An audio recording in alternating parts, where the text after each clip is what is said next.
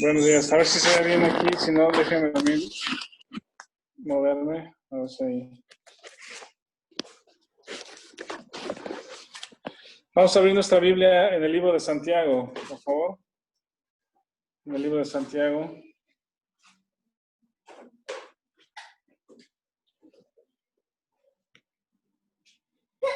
Estamos todavía en el capítulo 1 y mientras abren su Biblia, solo invitarlos a que consideren pues en oración y platicando ahí en su familia y como se vayan sintiendo, considerar acompañarnos o ir regresando a reunirnos aquí en la iglesia pues físicamente con todas las previsiones, la distancia, el tapete y el cubrebocas adecuado. Pero obvio, con toda libertad, pero oren en la semana y coméntenlo y ver si el próximo domingo alguno más podría añadirse con nosotros para seguir estudiando aquí, compartiendo y teniendo comunión unos con otros. Y bueno, el miércoles en la mañana a las 7:30 estamos estudiando el libro de Romanos. El viernes a las 7 de la noche siguen con Colosenses, con Tim. También pues están invitados, ahí aparecen las ligas para que luego también se conecten. Miren lo que hemos comentado de Santiago, que podemos entender o pedir a Dios, al Espíritu, que nos enseñe o que nos dé entendimiento por qué Santiago escribe en la forma en que escribe, un poco diferente, un poco opuesto en algún sentido, contrastante con lo que escribe Pablo también, pero Dios ha permitido que esta enseñanza de Santiago sea importante para la vida de la iglesia. Entonces decíamos que una de las claves para entender por qué es que Santiago escribe lo que escribe es porque él es medio hermano de Jesucristo, se convirtió a Jesucristo después de la resurrección, tuvo un encuentro personal con él, con Jesucristo resucitado, se reúne con Pablo y es parte de la vida de la iglesia en el libro de los Hechos. Es una carta escrita por el año 50, alrededor ahí de justamente del concilio de Hechos 15 que habíamos visto. De hecho, estaba revisando y ahí en Hechos 15, en esa reunión de Hechos 15 del concilio, están prácticamente todos los escritores del Nuevo Testamento. Luego considérenlo, revísenlo pues, pero Mateo, si es parte de la iglesia que permaneció en Jerusalén, es posible que continuara ahí en medio de la iglesia en Hechos 15. Mateo. Marcos, es más probable que se haya estado siendo un jovencito, porque luego Marcos es el Juan Marcos que se va como misionero con Pablo, pero luego se regresa. Y en esa ocasión, cuando Pedro está encarcelado y la iglesia ora, y Pedro sale de la cárcel y llega y toca la casa, ¿se acuerdan de esa ocasión? Esa casa es donde vivía Marcos. Es posible que sea una casa de reunión constante, pues ahí en Jerusalén. Esa casa era de la mamá de Marcos. Entonces Marcos, si Mateo estaba, Marcos más probablemente sí estaba en medio de la iglesia en Jerusalén durante el concilio, y luego Lucas evidentemente sí estaba porque era compañero de Pablo, y Juan también estaba como apóstol, y luego vio Pablo, ahí estaba, Santiago, que escribe esta carta, ahí estaba presente. ¿Qué más nos falta? Pedro también estaba presente. ¿Y qué más nos falta? ¿Algún otro escritor del Nuevo Testamento? Creo que no. Entonces, Judas también, el otro medio hermano de Jesucristo, también estaba ahí presente. Entonces, todos los escritores del Nuevo Testamento estaban ahí en el concilio de Hechos 15. Quizá el que estuviera en duda sería Mateo. Pero bueno, Santiago estando ahí, más o menos por ese tiempo, en el año 50, es que escribe esta carta. Y el receptor de la carta son todos los judíos convertidos ahí en el libro de los Hechos que ahora eran perseguidos por su fe. Y ahí en el Santiago 1:1, si alguien lo quiere leer, usa la palabra dispersión. ¿Alguien lo lee, por favor? Santiago 1:1.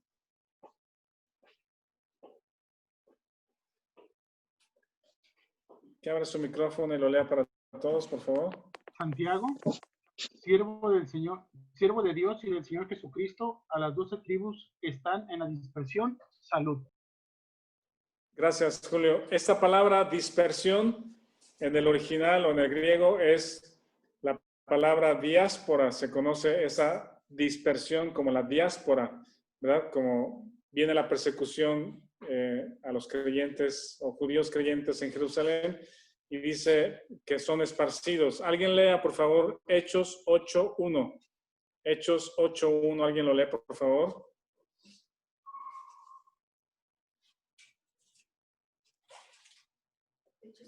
Ocho, uno. ¿Quién lo lee?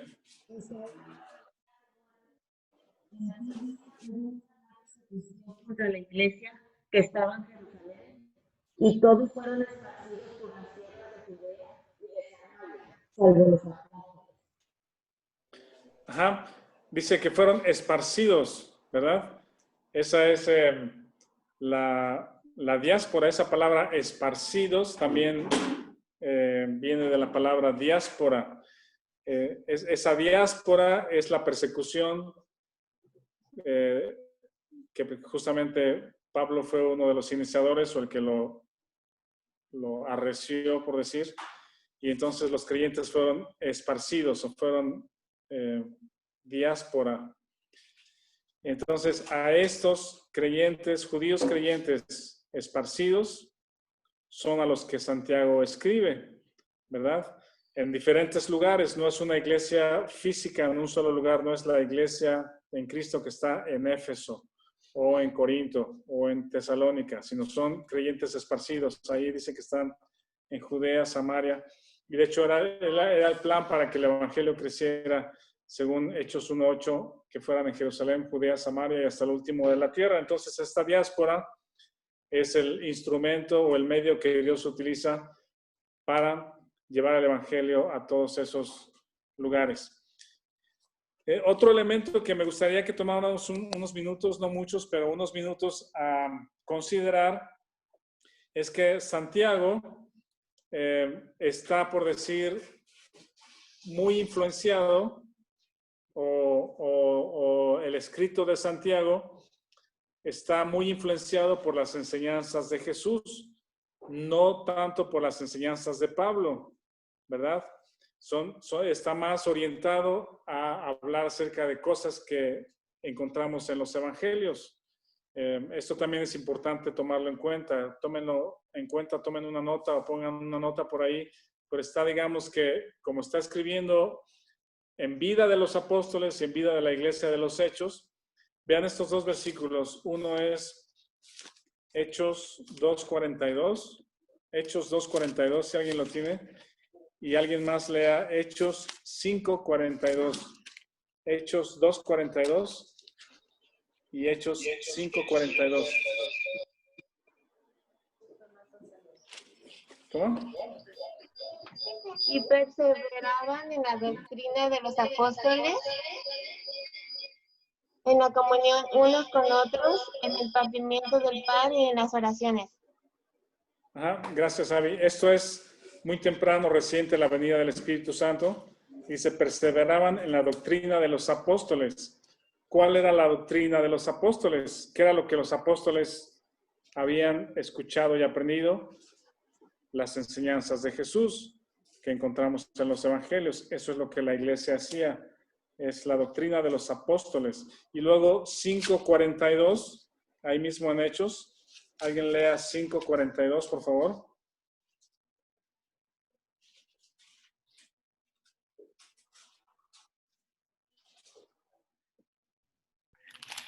Y todos los días en el templo y por las casas no cesaban de enseñar y predicar a Jesucristo. Ajá. Entonces los creyentes en ese momento en Jerusalén predicaban, se reunían, en el templo, en las casas, y no cesaban de enseñar y predicar a Jesucristo. Ahora no solamente eran las enseñanzas de Jesucristo, de los evangelios, sino era acerca de la persona de Jesucristo, acerca de su resurrección, su obra y resurrección, el perdón de pecados en Jesucristo y Jesucristo resucitado. Entonces, esto era lo que enseñaban. Y Santiago está impregnado, por decir, o tiene en su mente o plasmado en el libro de Santiago varias de estas enseñanzas de Jesucristo. Por ejemplo, vamos a ver unas 5 o 6 de referencias que hace, no literales, pero sí respecto a temas. Por ejemplo, vamos a empatar. Alguien lea versículos de Santiago y alguien más lea el versículo de Mateo. Parece que el libro de Mateo es el que más está en la mente de Santiago cuando está escribiendo.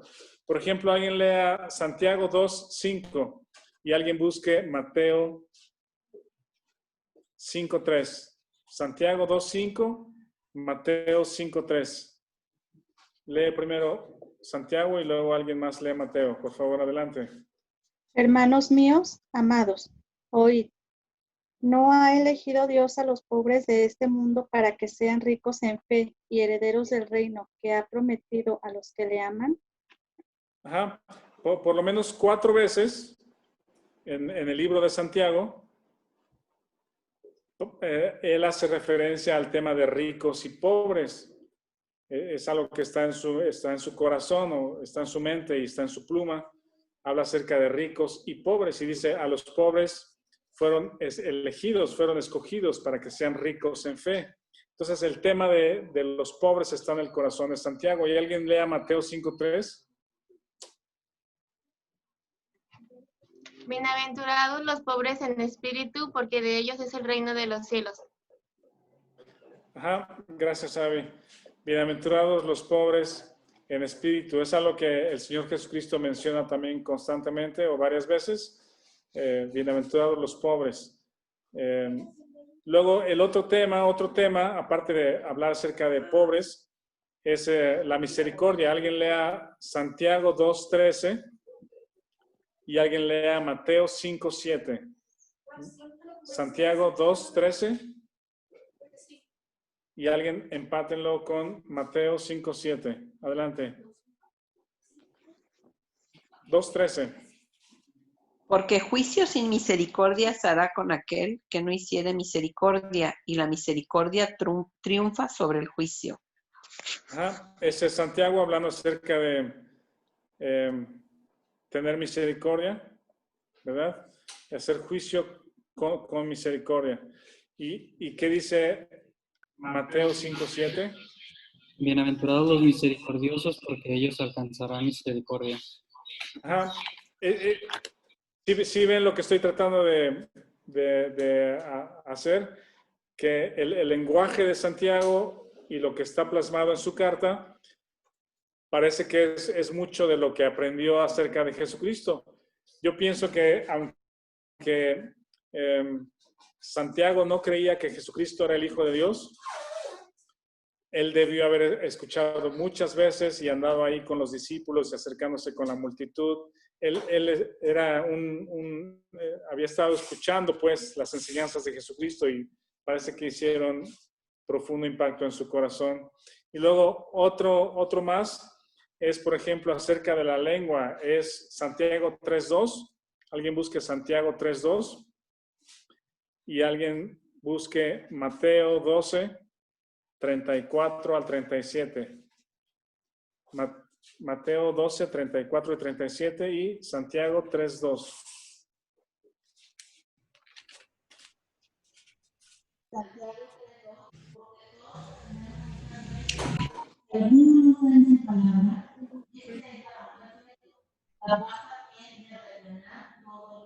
¿Estás leyendo? No sé si leyeron porque se escuchó algo, pero no claramente. No se escuchó. Dice, generación de Santiago 3:2 primero.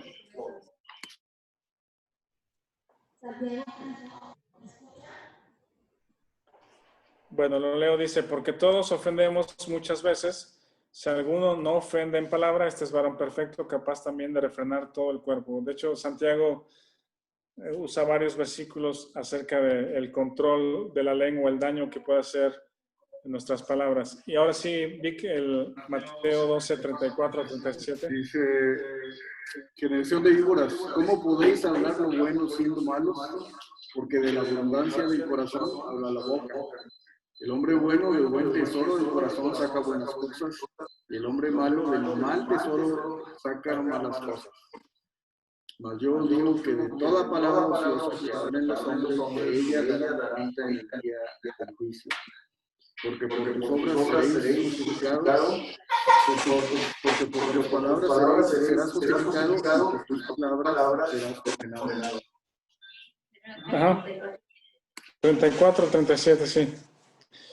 Bueno, ese es otro ejemplo, hablando acerca de los pobres, ya vimos, acerca de la misericordia, tener misericordia, acerca de la lengua. También hay textos acerca del infierno, acerca de el árbol y sus frutos, acerca de la amonestación contra los ricos, y de esto, acerca de los ricos y pobres, hoy no nos vamos a detener, pero yo creo que cuando lleguemos al capítulo 2, nos vamos a meter un poco más. ¿Por qué Santiago habla en ese sentido? Parecería que ser rico es malo, pues, y todos desearíamos ser pobres por las bendiciones que trae ser pobres, pero vamos a meternos más en ese tema un poquito más adelante.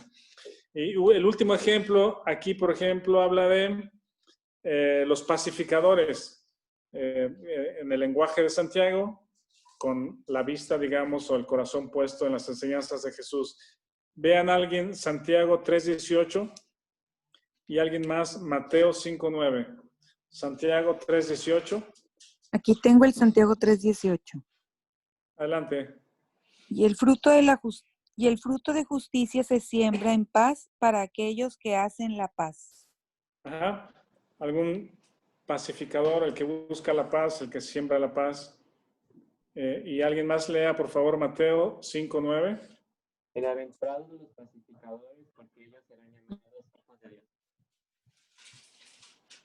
Ok, se oyó un poquito, pero no se oyó tan claramente. Oh, ahí va. Bienaventurados a los pacificadores, porque ellos serán llamados hijos de Dios.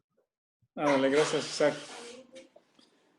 Son muchos versículos o varios versículos del Sermón del Monte de Mateo 5, pero bueno, podríamos seguir el ejercicio con otras menciones como el que diga sí es sí y el que diga no es no, en fin.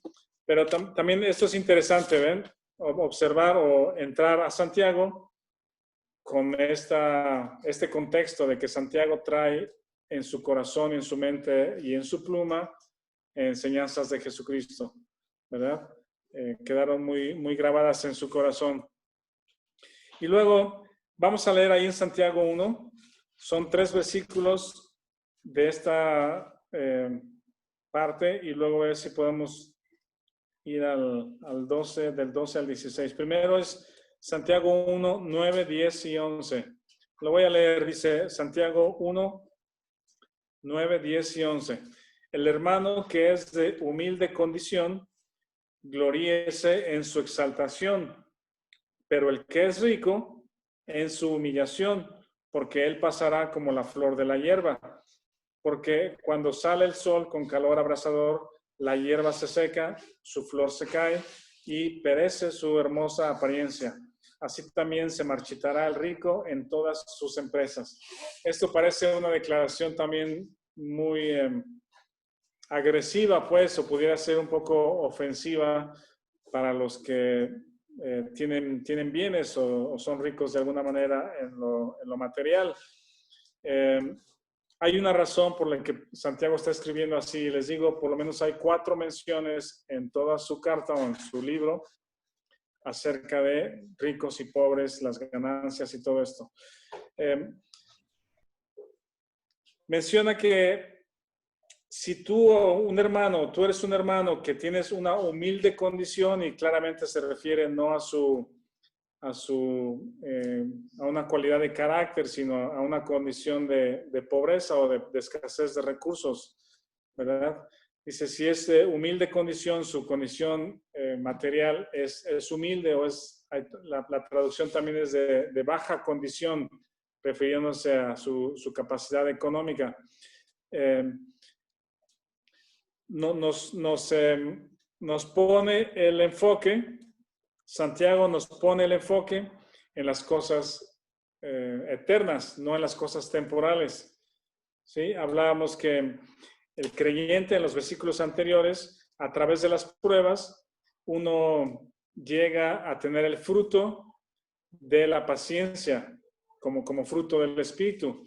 Dios utiliza las pruebas para llegar a conocernos a nosotros mismos, negarnos a nosotros mismos, depender de lo que somos en Cristo, y entonces la pérdida, en ese sentido, por las pruebas, se nos convierte en ganancia. Y Santiago nos está queriendo que pongamos nuestra atención no en la pérdida, sino en la ganancia. Dice, tal vez perdemos tiempo, cosas materiales, salud, trabajo, cosas materiales, pero la ganancia después de esa prueba es espiritual, es el fruto del Espíritu en ti. Y veíamos el ejemplo de Santiago, que posiblemente al hablar acerca de la paciencia y de las pruebas y la paciencia como fruto, en su cabeza estaba Job, que más adelante sí lo menciona. Y luego habla acerca de la sabiduría que viene de lo alto. Y en este caso de los versículos 9, 10 y 11, está haciendo lo mismo. Santiago está haciendo lo mismo, diciéndonos, oigan, pongamos la atención o el enfoque en las cosas eternas y no en lo temporal. Y evidentemente la baja condición o la pobreza y la riqueza son momentos pasajeros, son temporales. La pobreza nunca es permanente, o al menos no está, no necesariamente es permanente, ¿sí? Hay condiciones para que las personas sean pobres, pero Dios nos ha dado muchos recursos para que podamos, si hemos nacido en una condición de pobreza, como niños o familiar, Dios nos ha dado muchos recursos o muchos recursos para que podamos prosperar y salir de ahí. Tenemos la inteligencia, la creatividad, la fuerza o el esfuerzo, el trabajo, ¿cómo se llama? El trabajo arduo, la creatividad, lo que Dios ha traído a la tierra, lo que hay en la tierra, permite que el hombre pueda prosperar. La Biblia habla en el Antiguo Testamento de personas que fueron ricos, que fueron prósperos, como Job mismo, como Abraham, como su familia, sus hijos eran prósperos, tenían siervos, casas, ganado, y usaban los recursos para generar beneficios. Un poquito más adelante vamos a hablar de eso. En el capítulo 2 nos vamos a meter un poquito más a eso. Pero la pobreza no tiene que ser una condición permanente para las personas. Y aquí viene una pregunta. ¿Por qué Jesucristo, cuando María, se acuerdan que tiene un perfume caro y lo derrama en Jesucristo, y Judas, que estaba preocupado por el dinero, le dice, oye, mejor tendremos que venderlo y darlo a los pobres, ¿verdad? Pero él estaba pensando justamente que extraer, porque él robaba de la bolsa que tenían ahí en común. Entonces para él era beneficio, era una posibilidad para robar de la bolsa que tenían, pues el vender el perfume y darlo a los pobres, entre comillas. Y Jesús hace una declaración muy interesante que también es como para rascarle un poquito más. Dice, a los pobres siempre los tendréis entre vosotros. ¿Qué quiere decir Jesucristo con eso? Porque dice, a los pobres siempre los tendréis con vosotros. Y la respuesta es muy sencilla, por la avaricia del corazón del hombre. Sí, no significa que una persona sea pobre toda su vida. Les digo, Dios nos ha dado recursos, inteligencia, la tierra, el sol, hay elementos que son gratuitos, el agua, el aire, que son recursos para producir riquezas, pues.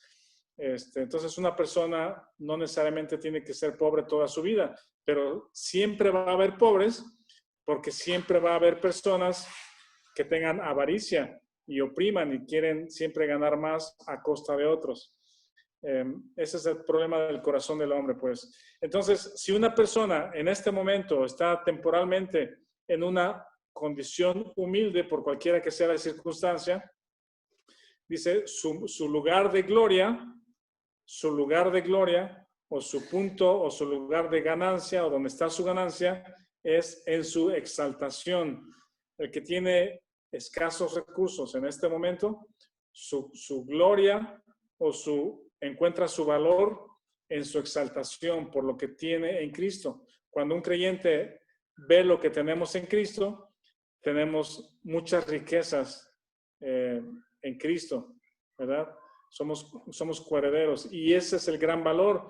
Yo creo que cuando tenemos nuestra vista puesta en las cosas temporales y monetarias, le damos mucho valor a las cosas y le bajamos el valor a las cosas eternas. O sea, le damos alto valor a las cosas temporales y le bajamos el valor a las cosas eternas. Entonces, Santiago de alguna manera nos está queriendo quitar la vista a las cosas temporales y ponerlas en las eternas.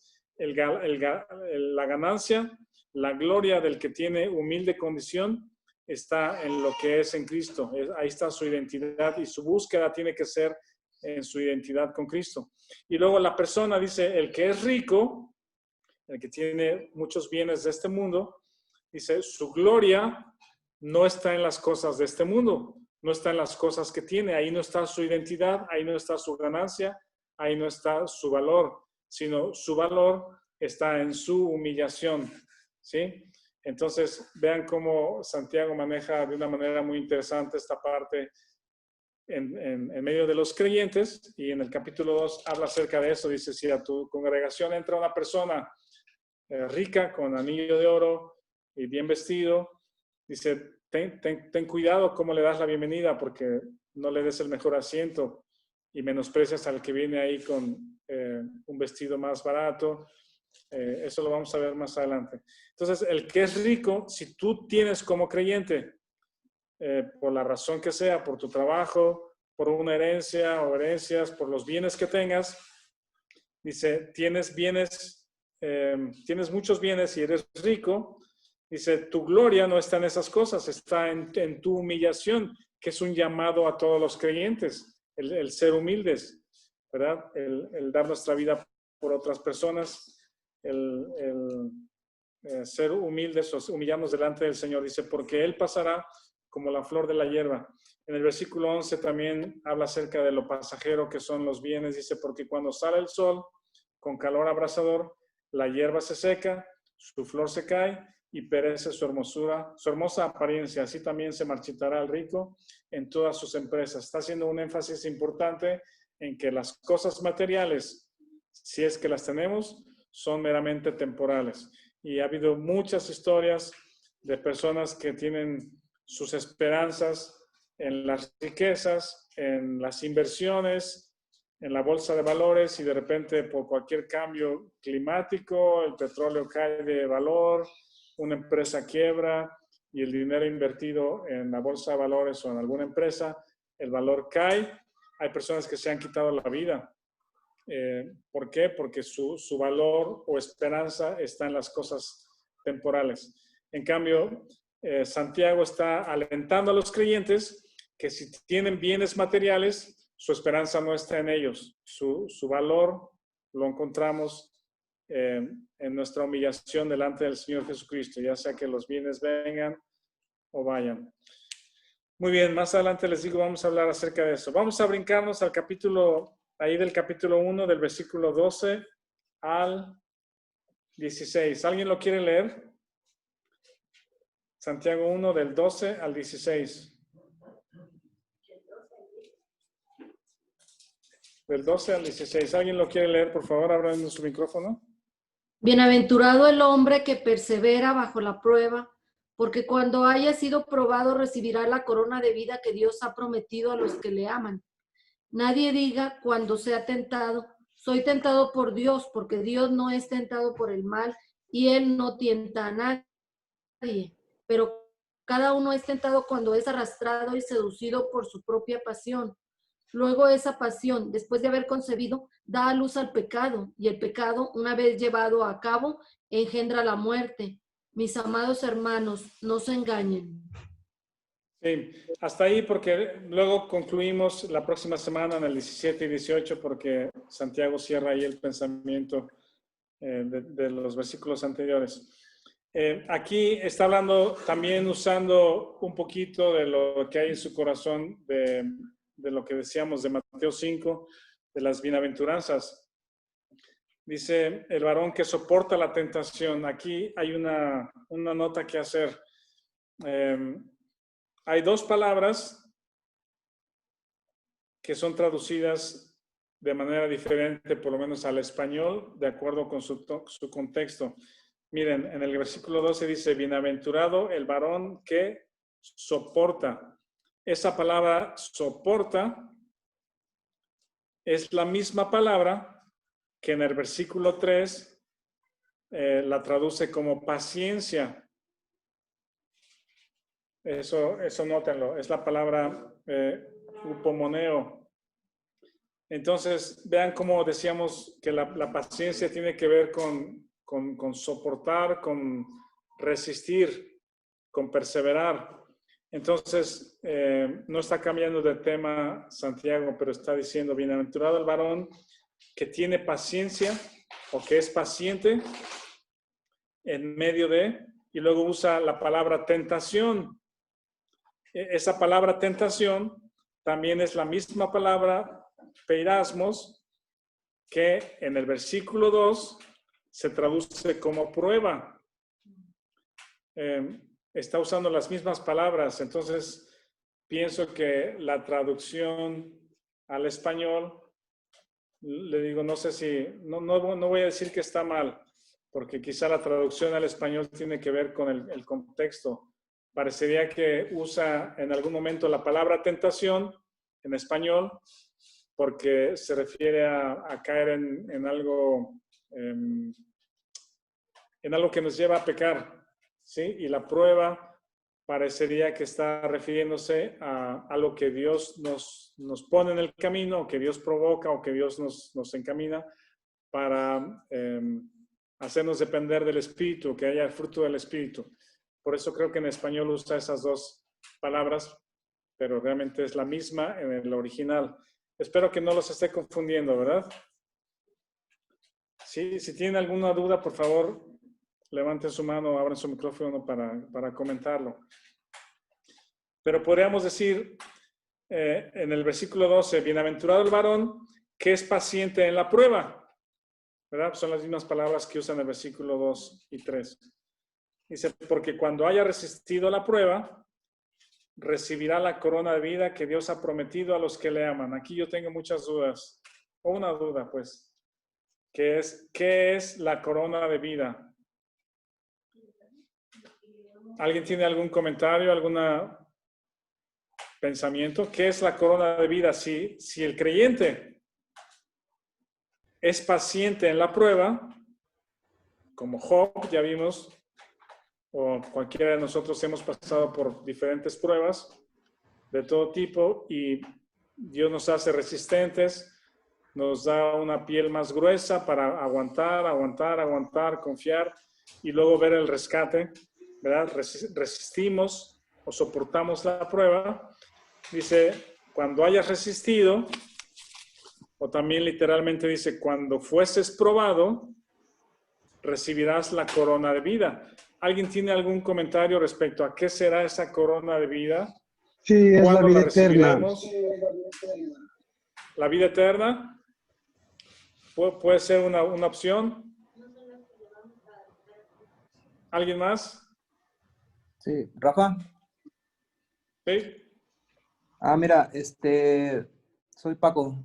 Lo que pienso en relación a ese versículo es que dice que sabiendo que la prueba de vuestra fe produce paciencia, entiendo que el probar la fe tiene que ver con que la conozcamos, con que la examinemos, con que nos apoyemos en ella.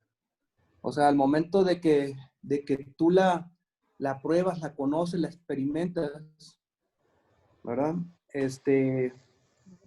Ese conocimiento de la fe va a producir la esperanza o la resistencia de la que está hablando, pues no nosotros mismos, pues, sino como un fruto del Espíritu.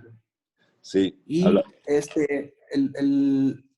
y por último, pues, la corona de vida, pues, a la que se refiere eso, pues, entiendo que es en lo que se fundamenta dicha fe, que es la fe en Cristo Jesús. Es el Pero fruto del la Espíritu. corona de vida es o sea, ¿qué tipo de premio? Sí, lo que da la fe, pues, o sea, la esperanza, la salvación, o sea, todo lo que encierra fe? el descansar en esa fe, pues, en Cristo Jesús. También podría ser también... ¿Alguien más? ¿Tú? Hugo. Sí, Hugo. Adelante, Hugo. Es como el fruto intrínseco de gozar la gloria de Dios. Vaya, porque finalmente la corona pues no es para uno, sino más bien es como la cereza del pastel por experimentar la gloria de Dios. No tanto porque ganes algo, sino algo físico o un premio, sino el gozo de, pues eso, como decían ahorita, o sea, el tema de vivir la gloria de Dios al estar en armonía con lo que es Cristo, ¿no? En nuestra propia vida. Sí, aquí también hay otro comentario. Alguna vez leía que creo que en la Biblia se mencionan 7 coronas, o sea, refiriéndose a la corona de la vida y otras coronas que parecen ser como algo que Dios permite que se manifieste en la vida de un creyente, que probablemente van a ser como estos galardones que se reciban, pero que esos galardones no son para la gloria del creyente ni de la iglesia, sino para entregar a Cristo, porque esas coronas le pertenecen a Él por ser un fruto de Él.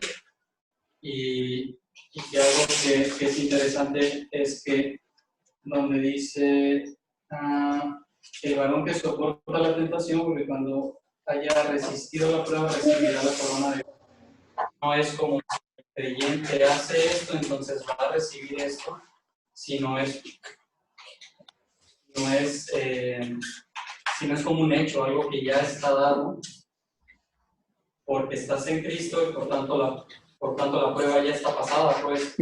O sea, no es que tú vas a alcanzar eso, sino es que ya lo tienes. Es como cuando dice en Apocalipsis que tu nombre no será borrado del libro de la vida. Entonces es como una garantía, pues, o sea, es algo que ya está garantizado, no es algo que tengas que acceder a ello. Bueno, hoy se relaciona o está relacionado, si ustedes buscan comentaristas o comentarios que hablan acerca de las coronas cuando estemos en el cielo, que se nos van a dar coronas. ¿Alguien más iba a comentar algo? Sí, Rafa. Yo no sé si tenga que ver esto, pero históricamente el símbolo de la corona, o físicamente hablando, un tocado que podía ser de metal, podía ser de muchas formas, era un símbolo que implicaba autoridad o mando, alguien que está por encima de los demás, ¿sí? De hecho, se daba mucho la frase de que un pueblo respetaba a fulano que era un rey sin corona. La corona implica autoridad o mando, ¿no? Entonces, al día de hoy, la ceremonia de coronación sigue siendo un evento muy fuerte porque es en el momento en que a una simple persona, en el momento en que le ponen la corona, en ese momento pasa a tener el mando sobre un pueblo, sobre un estado. Entonces, se nos da la corona de la vida, se nos da ese mando, se nos da ese poder, se nos da esa autoridad, pues ya de tener la vida eterna, ¿no? Antes teníamos, creo yo, pues, o sea, es un símbolo muy fuerte, porque antes éramos, pues, simples plebeyos. Se nos da la corona, pues ya no somos plebeyos, ya somos, ya tenemos el mando sobre, en este caso, sobre el pecado y la muerte. No por nosotros, por Cristo, pero sí hay un momento de coronación, y cuando sería, siguiendo con el simbolismo, y a lo mejor estoy diciendo pura soncera, seguramente, pero siguiendo con el simbolismo, el momento de la coronación es el nuevo nacimiento, ¿no? Gracias, Héctor. ¿Cómo se llama? Perdón. No sé si se refiere al milenio. Se fiel hasta la muerte y yo traeré la corona de vida.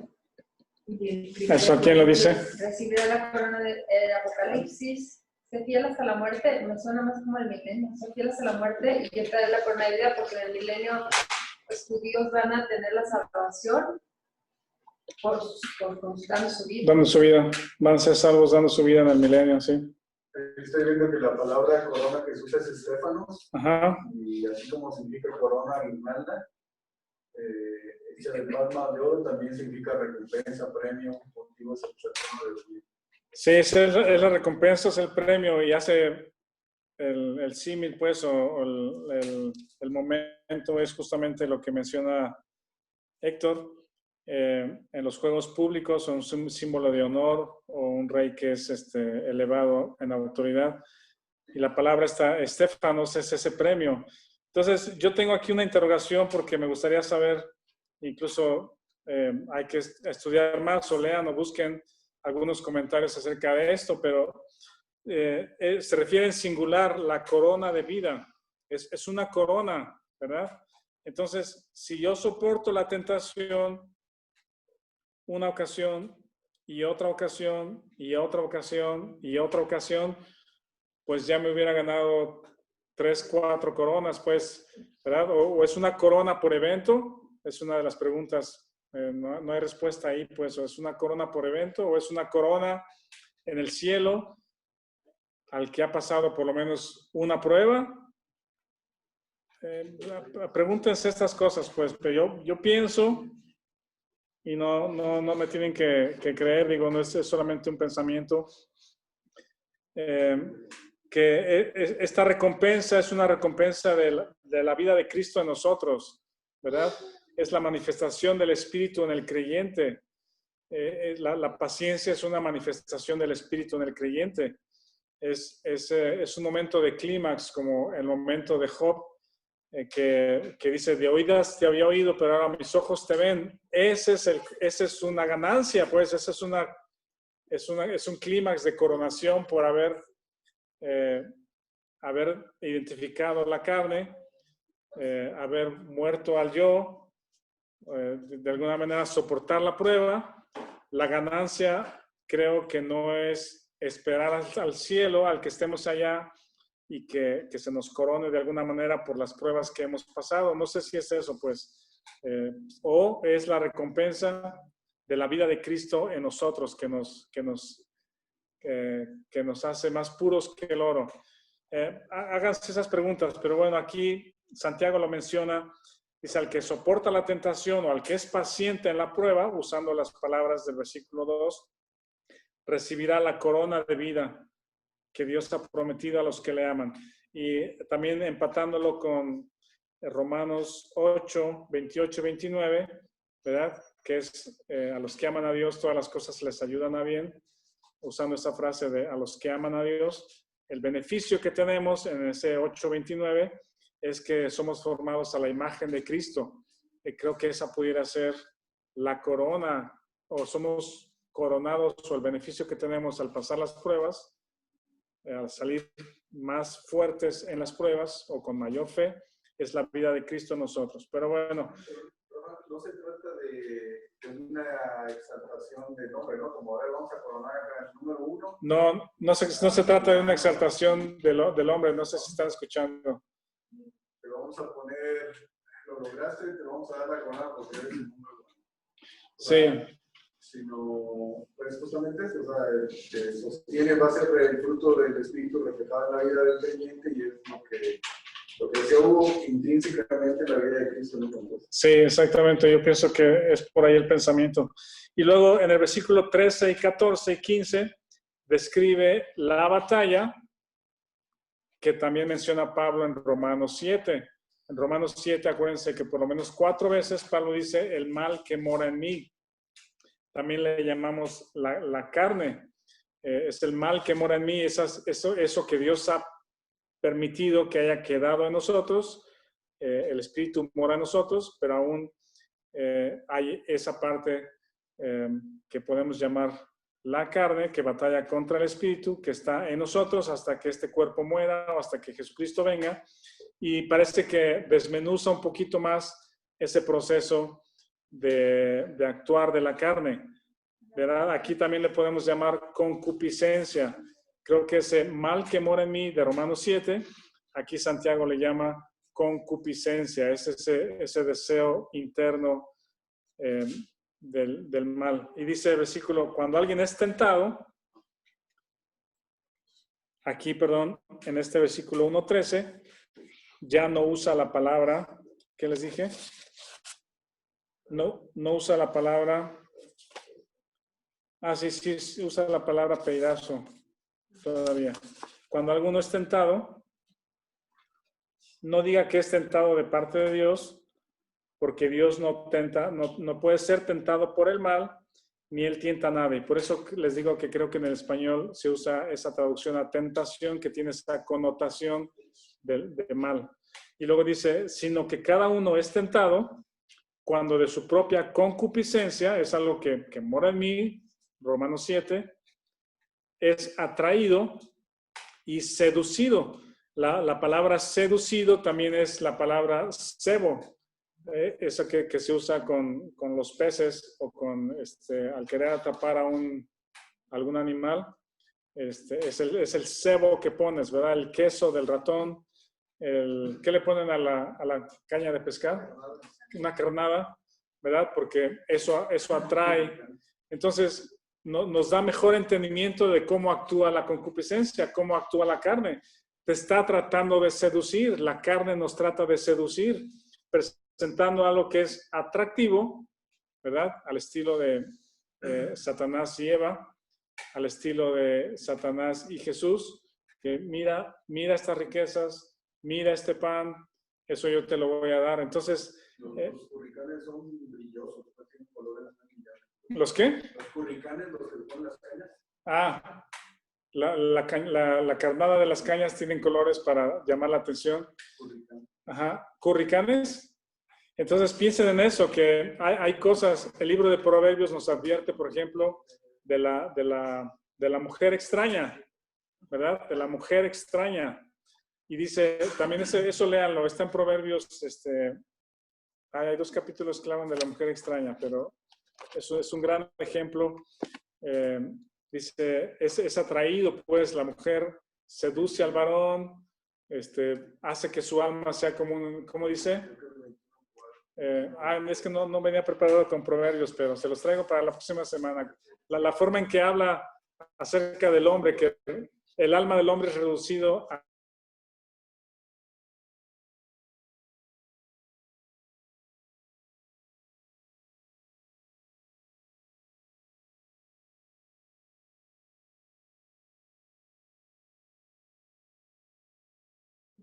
Un momentito, se le acabó la pila a Rafa. Está haciendo cambio de dispositivo. Ahorita se va a conectar y ya seguimos.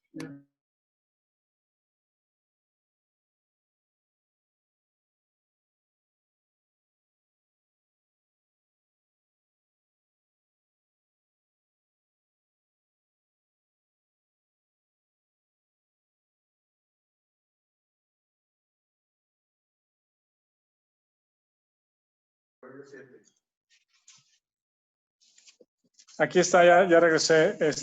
En Proverbios 7 habla de la mujer extraña que prepara su cama, sale a la calle, dice, mi esposo no está, y seduce al joven incauto. Ese es un joven sin entendimiento. Dice, el que hace eso es falto de entendimiento, ¿verdad?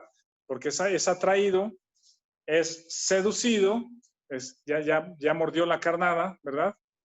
¿Sí? Y el versículo 15 de Santiago dice, entonces la concupiscencia, después que ha concebido, da a luz el pecado. Ahí está la ofensa contra Dios. Dice, y el pecado siendo consumado, da a luz la muerte. Ese es el producto del pecado, el fruto del pecado es la muerte, es ¿cómo se llama? La separación de la comunión con Dios, ofendemos a las personas, dañamos el matrimonio, dañamos los hijos, en fin. Entonces, así es como Santiago describe este actuar de la carne y no está peleado, digamos, con las enseñanzas de Pablo. Al contrario, es muy complementaria y parece que desmenuza la forma en que la carne actúa. Y termina el versículo 16 diciendo, amados hermanos míos, no erréis. Sí.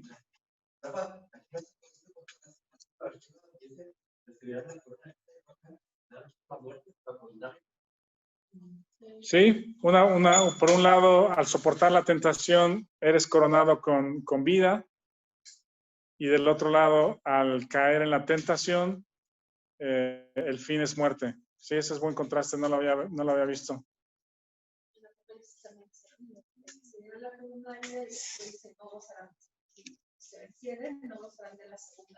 Sí, está bien eso. Ese es un buen contraste, la vida o la muerte. Y yo creo que en el andar cristiano tenemos siempre esas dos opciones, pues el resistir la prueba, confiar, resistir, crecer en fe y tener la vida de Cristo en nosotros, o que nuestra mente sea engañada, hacer castillos en el aire, ser vencidos por el mal, dar pasos equivocados y dar uno y otro y otro y otro, y entonces dañamos y la carne está en su dominio.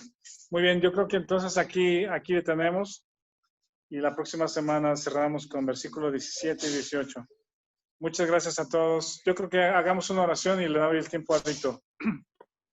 Sí. Señor, gracias porque nos podemos otra vez reunir. Gracias por todos que tienen el deseo de conectarse, escuchar tu palabra y aprender de ti, de tu palabra y lo que el Espíritu Santo tiene para nosotros. Te pedimos que nos haga resistente a las pruebas, que incrementes la fe, sustentados en tu palabra, coronados con la vida de Cristo, y también llames nuestra atención a la imprudencia, a la desatención, al permitir a la carne algunos aspectos o que tenga dominio en algunos aspectos de nuestra mente, de nuestros planes, y saber que esa concupiscencia es traicionera, es dañina, es un tirano que nos separa de ti, de la comunión con los hermanos, y siempre es buscar el daño, Señor, a destruir al creyente. Te damos gracias por esta palabra en el nombre de Jesucristo. Amén.